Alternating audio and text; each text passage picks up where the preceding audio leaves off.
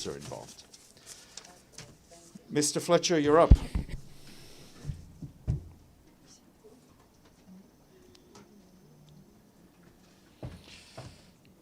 Yep, right.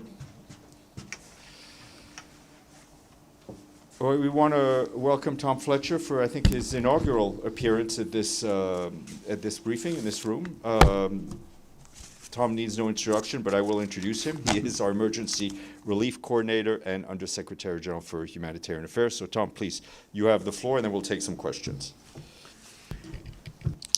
Well, thanks very much, Steph, and it's great to be here. It's day 115 for me, so I'm still relatively new by UN standards, but I'm sorry not to have got here earlier. I can give you some of the reasons why I've been elsewhere, but I've been following religiously the noon briefings. It's the one bit of paper that I read from top to bottom every day, so I feel I've been here with you in different ways over those 115 days.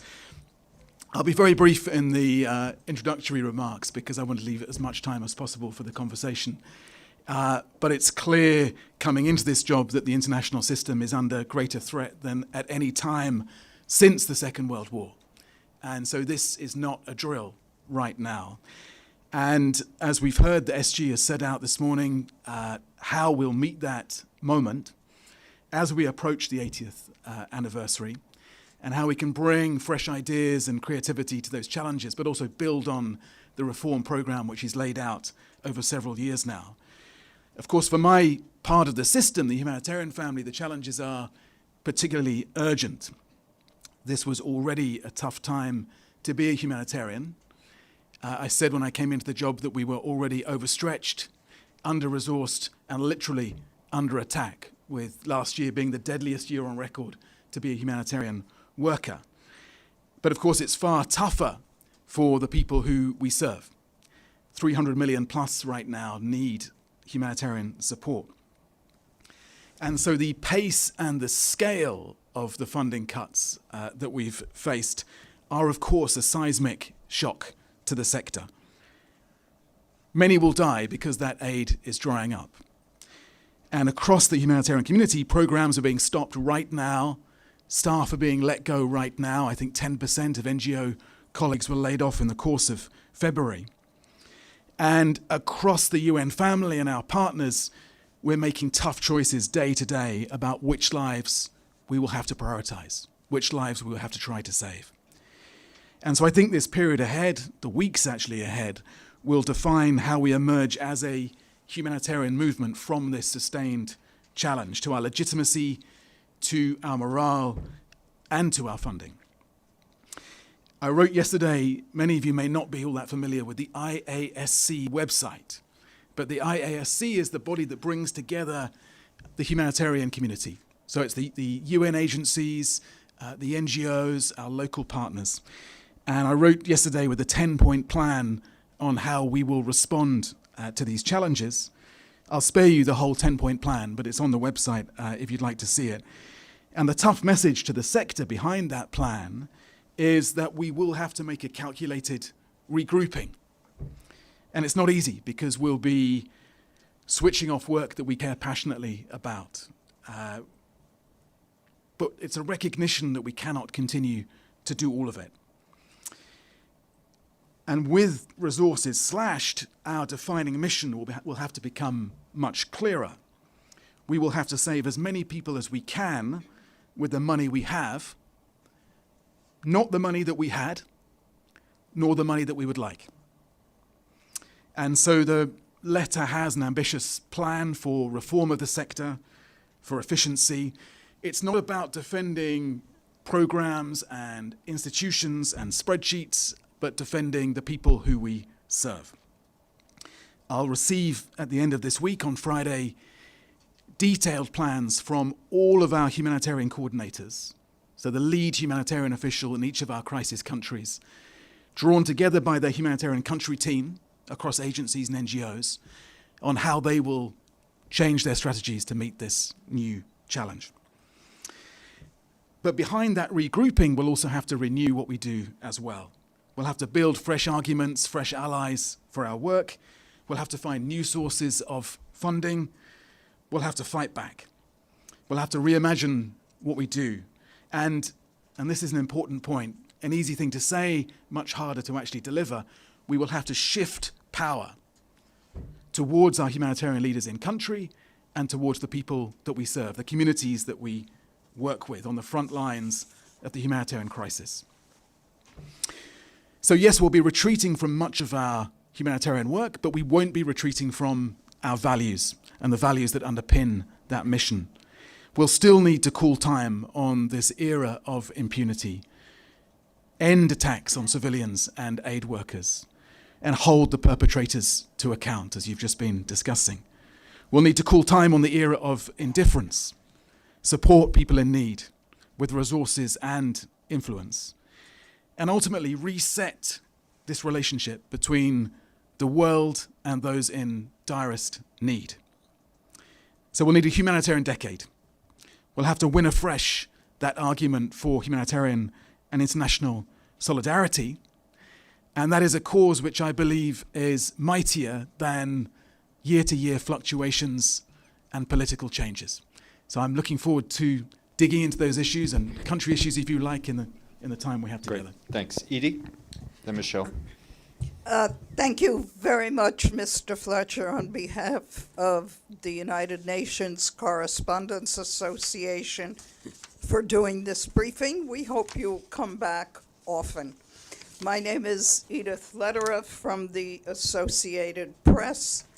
I know that every person in this room would like some figures on how hard the United Nations programs itself have been hit by the cuts by the Trump administration to USAID programs. They said 83% have been cut.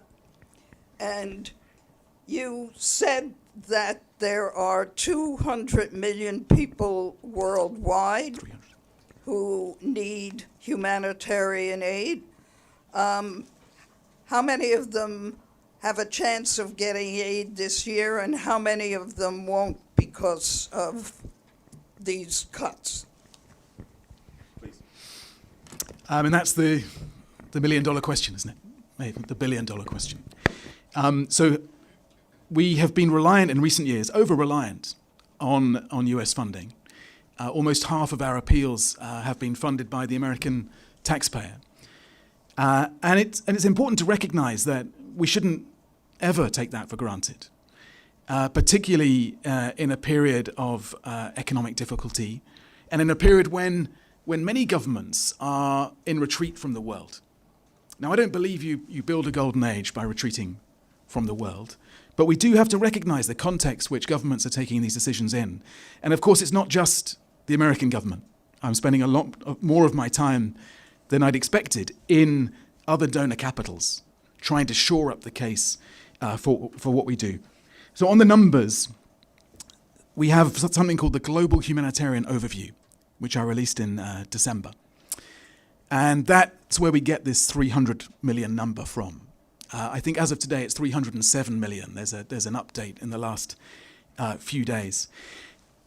Within that number, we had already prioritized, and it's a brutal choice that you have to make, 190 million people that we were aiming to reach. And to do that, we had said that we needed $47 billion. Now, I can't sit here and say with any confidence at all that we'll get anywhere near $47 billion. And we probably wouldn't have done even before these US cuts. So this is why I say we have to save as many lives as we can with the money that we have, not the money that we would like to have. And as part of the prioritization exercise that we've got underway, I've got colleagues in Geneva right now trying to identify how we could prioritize the saving of 100 million lives and what that would cost us in the coming year. Vital, vital work. And behind those numbers, as you all know, and as I've been seeing in Darfur and in Damascus, in Gaza, in Kupiansk, on my travels, are real people, real lives. In the midst of all that, I couldn't put a precise number on what the US cuts, the difference that will make. But what I can say is that over years, over decades now, the US has been a humanitarian superpower, and that US funding has saved hundreds of millions of lives. And so I hope that over time we can make the case afresh for why that work is so important, and that we can ensure that that funding is resumed, so we can carry on saving that number of lives. Thank you. Michelle, then Ibtisam, then Gabriel. Hi, Michelle Nichols from Reuters. Thank you for coming to brief us. So is it fair to say, just going on the numbers that you mentioned then, if you were aiming to reach 190 and you're now saying that's 100, so you've halved the number of people that you think you might be able to reach this year? Is that correct? Well, look, we're still aiming to reach 300 million if we get the funding. We'll reach as many as we can with the funding that we have. But within that group, it's important that we really isolate the life-saving work, the utterly essential life-saving work in the areas of direst need. And those are many of the areas I've visited, from Darfur to Gaza and beyond, of course. So that's what the effort is about. We do an exercise every year that classifies, that breaks down those numbers. You can see it on the website, that breaks down within that 300 million where the direst need is. And so this is really an extension of that exercise, but looking not at the money we would like to raise, and I would love to sit here in a year's time and say we raised that money and we did it all, but the money which we would anticipate raising in the current funding environment. And did you try and reach out to Secretary Rubio to sort of make the case? What response did you get back? And which countries do you think can even somewhat remotely begin to fill the gap? So we've been in regular contact with the State Department as it is now, and with colleagues there, particularly over specific programs, specific waivers, but also making that broader case. And I was in Washington a couple of months ago doing that. Where does the funding come from? Now, clearly we need to broaden that base. I was in the Gulf the week before last, talking to partners there. But I've also been in a number of the capitals of traditional donors, as I was saying to Edith, making that case for maintaining current levels, but ideally expanding.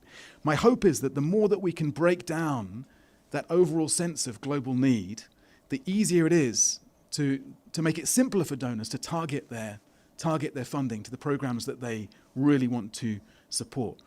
That will be part of the case, that this is part of a much clearer sense of prioritizations, but also that we're making the moves ourselves to improve efficiency and reform the sector. I don't think anyone would pretend that we are perfect, but we're doing this not because, to the earlier question, the Doge and others are looming in the wings, but because we're humanitarians and we want to make sure that the maximum amount of our money goes to saving lives. So the efficiency program I launched on November the 18th, on the first day when I took the job, and this wider IASC, sorry to go back to the acronym again, sector reform program is being led by the agencies and the NGOs themselves. Are you seeing any increase in sort of grassroots fundraising coming in? Not yet. I mean, ultimately, I think that will have to be a large part of how we fill the gap. I hadn't planned to go to Davos in my first few months in the job. I thought that was one place that wasn't necessarily on the humanitarian front line. But of course, there's a case to be made to the private sector there. But ultimately, it's why I talk a lot about the need for a humanitarian movement. We've got to get more of a sense of, I think, citizen involvement again in that fundraising effort. And a lot of that means reshaping the arguments, finding that movement once again. And there's a big challenge there. We can't keep reciting the same platitudes or running the same campaigns and hope that we can get back that global attention that is clearly slipping away. We've got to make the case afresh and find new people and new sources of support. Ibtisam, Gabriel, then Sherwin. Hi, my name is Ibtisam Azim, Al Arabi Al Jadid newspaper. I have first a question. If I remember that right, you went to Gaza. So could you walk us through things you saw, your impressions, the challenges you're facing? And I have also a general question regarding financing. Do you believe that countries who are involved in these different conflicts and who deliberately destroy infrastructure, humanitarian infrastructure, they should be legally held accountable to pay for these humanitarian aid operations. Thank you. Thanks, Ibsam. So yes, I was in Gaza in January. I'd hoped to get there much earlier. I went to Darfur in the first week in the job. I'd hoped to get to Gaza as early as that, but there were plenty of obstacles in the way of that visit. Absolutely vital to get in and see the operation on the ground. I think when the ceasefire was declared, a lot of people, and I think, to be honest, me included, wondered whether we would deliver the 600, 700 trucks a day that we'd been signed up to deliver. Massive amount of vital life-saving aid. But we did that. We delivered over 20,000 trucks. We delivered those 600, 700 trucks a day, fed 2 million people. And at every moment when partners or those on the ground sought to find a humanitarian alibi for breaking the ceasefire, ending the ceasefire, we were able to deal with those challenges and keep that aid flowing in. So that made a massive difference. And that's obviously a difference that we're not making and haven't been making for the last 2 weeks since the borders closed. Now, Gaza, I mean, some of you may have been in, probably not, because of the restrictions placed on the international media. It was much worse than I'd anticipated, and I'd really prepared myself for the worst. And bear in mind that by this stage, I'd been in Darfur, I'd been in Kupiansk on the front lines there, and I'd driven from the Lebanese border to the Turkish border all the way through Syria in the weeks after the change of government there, the caretaker authorities' arrival in Damascus. Gaza was on a completely different level. And I drove in through, I'd been in Nir Oz, one of the kibbutz that was hit on October the 7th, where 1 in 4 people were killed or taken hostage. So I'd heard those stories, met the survivors there. But then drove in through the Erez crossing into the north of Gaza. And in a way, the shock is even greater then, because the devastation and the desolation in northern Gaza is even greater than it is in the south. And for miles and miles, it's just rubble. You know, my staff trying to find their way back to their homes using GPS because there were no landmarks to navigate by. You couldn't see what was a school or what was a hospital, what was a home. And I've said this before, one of the first shocking things I saw driving in is the dogs going through the rubble. And I said to my colleague who was with me, why are the dogs so fat? And he said, well, because the dogs are looking for corpses. And you notice that the people are thin. And then you see that for miles and miles and miles. And I don't think anything can prepare you for that. And every single person I spent time with is deeply traumatized by that, by having lived through that, having survived that experience. And that includes our extraordinary staff on the ground, many of whom have lost their own homes and lost families. Utterly devastating. And I hope that more cameras, more journalists will be able to get in and tell that story over time. But as Steph was saying earlier on, the key thing now is that we're able to maintain that flow of aid in, because it had made such a difference. By the way, I was there during the announcement. I don't think we've seen the detail of it yet, of President Trump's plan on, I think he's called it the Riviera in Gaza. And so I was able to talk to a lot of Palestinians because, of course, it's important that they're consulted on this plan. And everyone I talked to said they were planning to stay. And everyone I talked to said, give us the tents so that we can rebuild our lives and our communities. Thank you. Your second question, yeah. Accountability. Sorry, Yeah. I'll be quicker on that. Of course, absolutely, there should be accountability for anyone who is blocking aid getting to civilians. It's extraordinary that you're even having to ask the question, and that I'm having to give an answer with any suggestion there might be any other answer. But this is an example of this age of impunity that we're living through. That the basic foundations of international humanitarian law within which we operate as humanitarians are being challenged on all sides. I mentioned that number of over 300 humanitarian workers killed last year, doing the work that we as the UN and the international community have asked them to do. So yes, there must be accountability. Those are clearly questions for lawyers and others to take forward, but as humanitarians, we want to see that accountability, and we want to see that protection for civilians. And we want to be allowed to do our job. Gabriel, and then Sherwin, then Emily, and then... Thanks, Mr. Fletcher. Gabriel Elizondo from Al Jazeera English. Welcome to your new job. Hope it goes well. As you well know, the last 11 days, Israel has blocked the entrances to Gaza. When you were in Israel, you spoke to many high-ranking Israeli officials. Have you, in the last couple weeks, spoken to them about this, and what are they saying? How much longer can this go on with the borders being closed until it reaches an absolute crisis from a humanitarian standpoint? Well, I'd say 11 days is already 11 days too long to prevent aid reaching civilians who so badly need it. Now, I talked about how in those 6 weeks we made massive progress in feeding many of those millions who needed the food, getting medicine in, starting to get those hospitals back up and running. We opened several new wells while I was there. So all of that was making a massive difference. Fuel, Steph touched on this earlier on. The fact that we're not getting fuel in means that incubators are being switched off. So this is real already, and will quickly become a humanitarian crisis again. The supplies are clearly running out very, very fast. And so yes, this is, I've been in contact with authorities in Tel Aviv.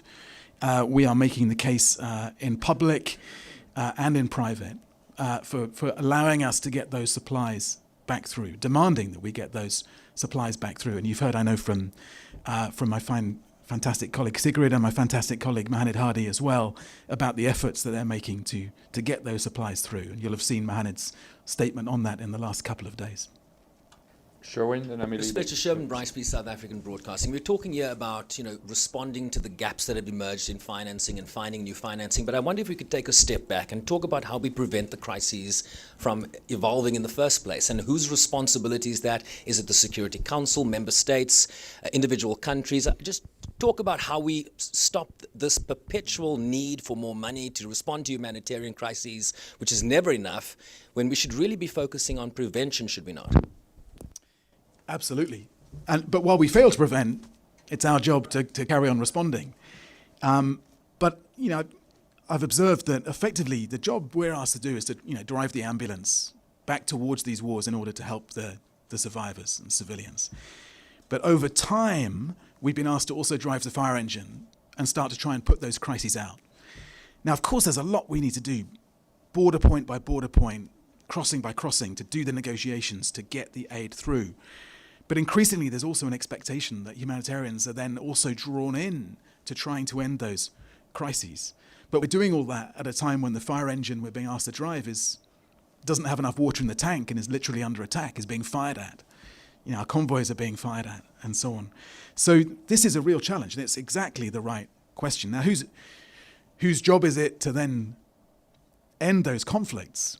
Well, I think there's a collective responsibility for the international community to get much better at switching off conflicts. A big part of the challenge for us is that these wars are lasting longer and they're more ferocious, they're more intense. So that combination of the duration and the intensity is what's driving our numbers in the wrong direction. That bottom line number of 307 million, which defines whether we're doing our job or not, is only going in the wrong direction. So yes, I would like to see the Security Council step up several gears in response. I'd like to see member states step up several gears in response. And, the international community as a whole finding ways to end this conflict. I think one interesting dynamic at the moment that we're seeing, though, is that with a Security Council that is evidently struggling to get through a lot of political paralysis in recent years, you're seeing more regional solutions emerge for many of those crises. I've just come off a call with our humanitarian coordinators in all of Syria's neighbours about how we're working as a collective to get aid in, but also to ensure there is a political stability there that allows us to reach the almost 3/4 of the population who need help right now up and down Syria. And so maybe that's a bright spot in the midst of this pretty gloomy picture, that those regional groupings will be doing more and more to respond to those crises. I hope so.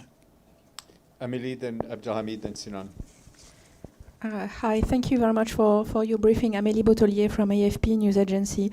You mentioned that your first visit taking the job was going to Darfur.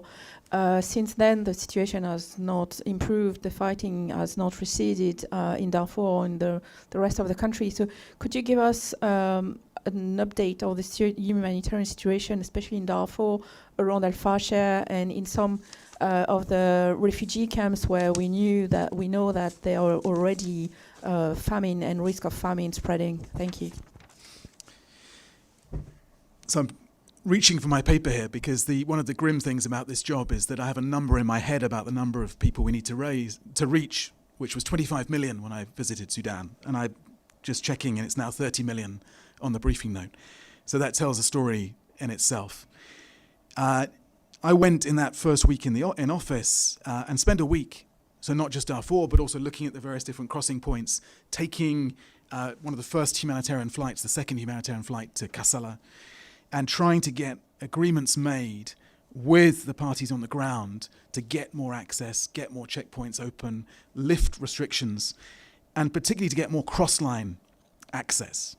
And looking particularly at getting into Darfur. So I went through the Adjare crossing, which we'd got the extension for, and then into Darfur to show that the international system should be there, visibly on the ground. So several objectives really. One for that visit was just to raise the visibility of the crisis, to get it into the media more widely, and Lise Doucette from the BBC was with me and did an extraordinary job at telling those stories and getting that message through. Secondly, as almost everywhere, it's about access. Jan Eliasson, one of my predecessors, said you've got to be able to be the idealist in the system, talking about international humanitarian principles, but also do the deals on the crossing points and the checkpoints and truck by truck. And so I spent 3 days in talking to the SAF and the RSF about those very specific deals to get more access in. And as a result of that, we opened up more humanitarian hubs, which have been really important for aid distribution, and we've been able to scale up the aid that we can deliver. But it's still nothing like enough. We're getting more international missions, including into Darfur. I think one mission stayed almost 2 weeks in Darfur, which was very important. Our humanitarian teams are the people who are pushing us hardest to get in and stay and really deliver, even in those incredibly difficult security conditions in places like Zamzam camp. So the access really matters, but ultimately, to come back to your point, we need this conflict to end.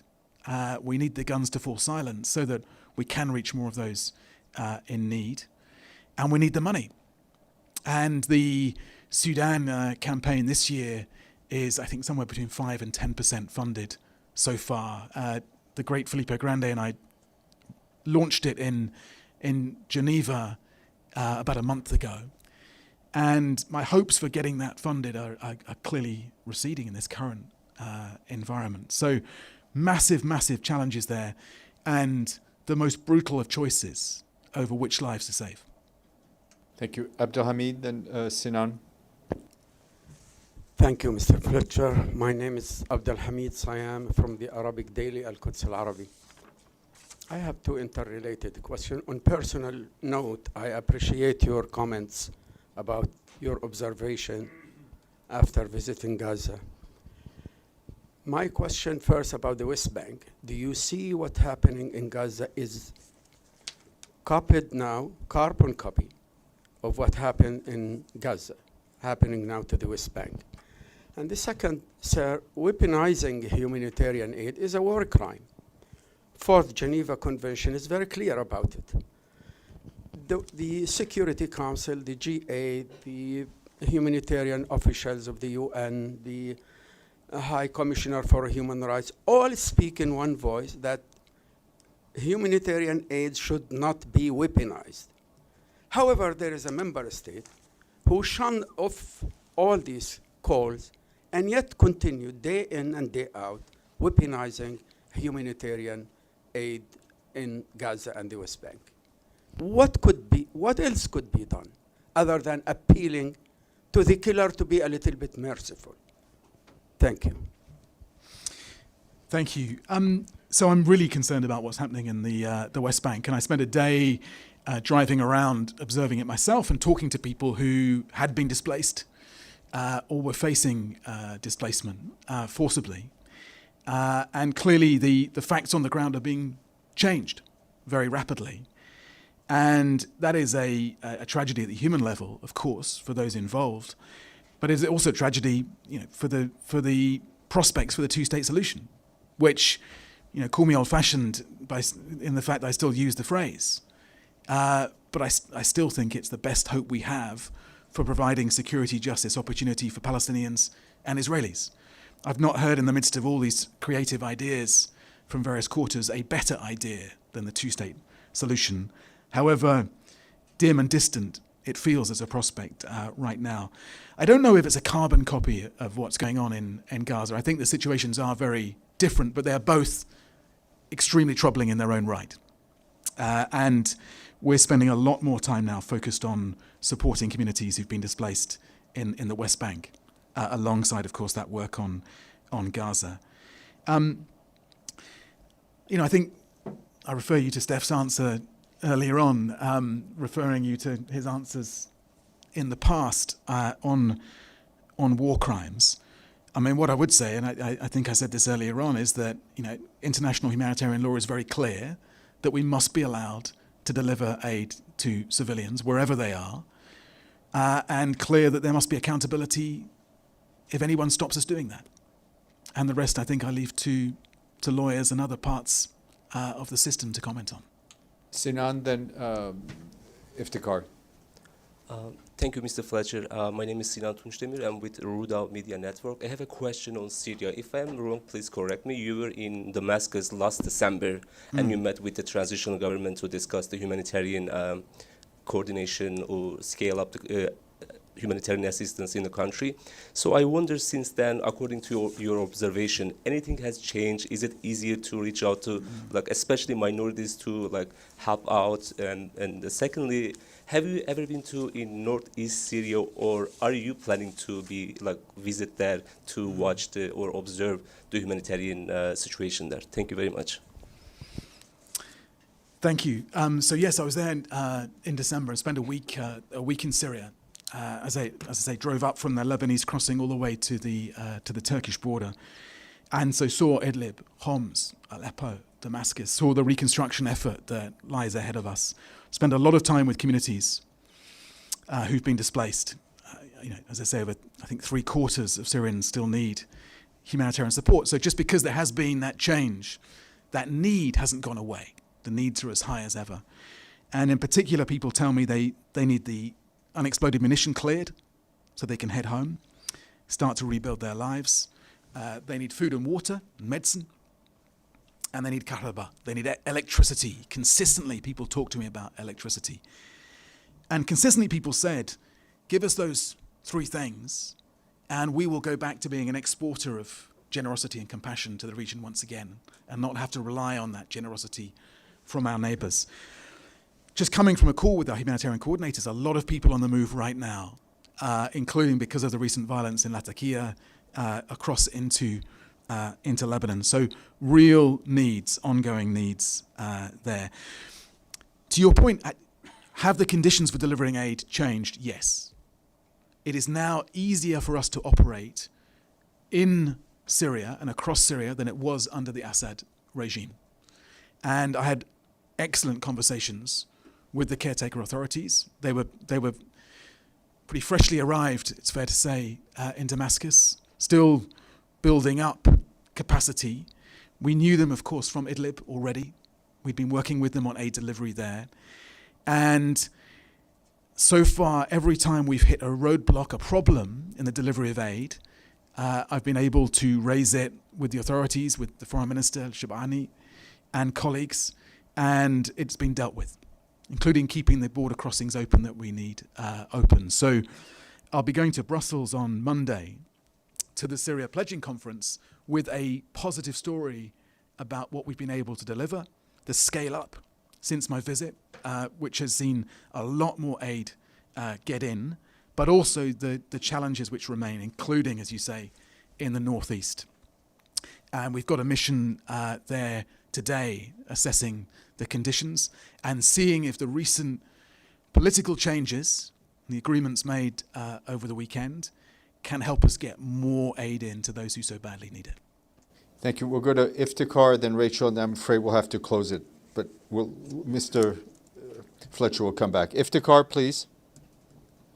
Okay. Thank you, Steph. It's finally from Associated Press of Pakistan. Sir, I have... pardon? Go ahead. Can you hear me? Go ahead. This is Iftikhar Ali from Associated Press of Pakistan. My question has been asked, but I'll take this opportunity to ask you about this dire humanitarian situation in Afghanistan.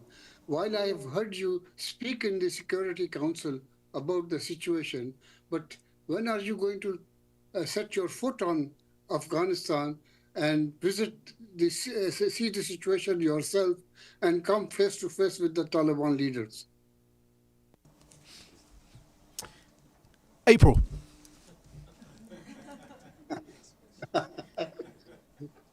In a few weeks' time. Third week of April. Okay, thank you. Thank you. Rachel? Hi, Rachel Wolf, Fox News Digital. I'm going back to Israel and Gaza for a moment. Hamas hostages, who have been released in this most recent ceasefire deal have made allegations that either UN workers were involved or they were held in UN facilities, such as Emily Damari, who said she was held in an UNRWA facility. Are you planning on investigating those claims? Yeah, I discussed this point actually with the Israeli authorities as well in Tel Aviv, and obviously with my colleagues from different UN agencies operating in Gaza, among whom we've lost hundreds of our own people, by the way, during this conflict, and utterly clear. If we get evidence of, I can't believe I'm even having to say this, but if we get evidence of a UN worker involved in an act of terrorism or hostage taking, yes, of course we're going to investigate, and I'll happily lead that investigation myself. That would be an appalling thing for UN workers, UN colleagues to be involved in. And so absolutely, if we get that evidence, and I'm constantly asking for that evidence.